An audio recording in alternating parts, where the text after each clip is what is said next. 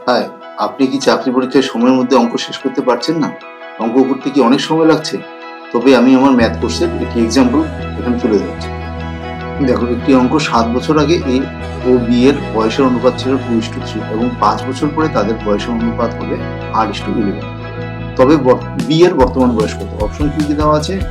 54 বছর, 61 বছর, 72 বছর এবং 45 বছর। ঠিক আছে? তাহলে দেখো, এখানে কি হচ্ছে? এখানে হচ্ছে বর্তমান, এখানে হচ্ছে আগে, কিন্তু 7 বছর আগে।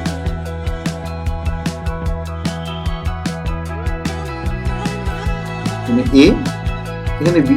দেখো, এ বির কত বয়স ছিল 7 বছর আগে? অনুপাত ছিল 2:3। এখানে 5 বছর পরে, 5 বছর পরে এদের কত অনুপাত হবে? 8:11।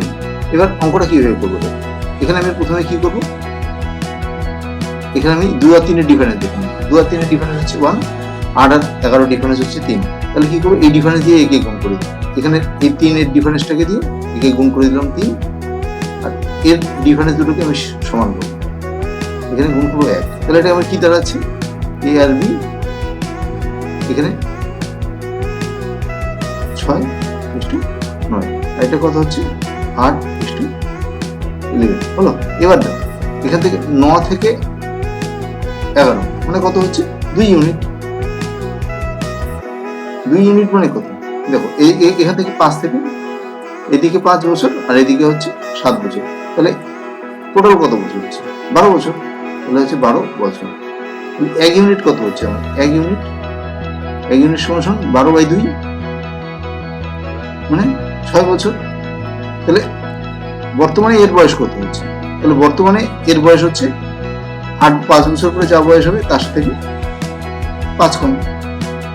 তাহলে এখানে বয়স হবে কত? এ হচ্ছে 11 ইন্টু 6 মাইনাস 5, তাহলে 66 মাইনাস 1 হলো।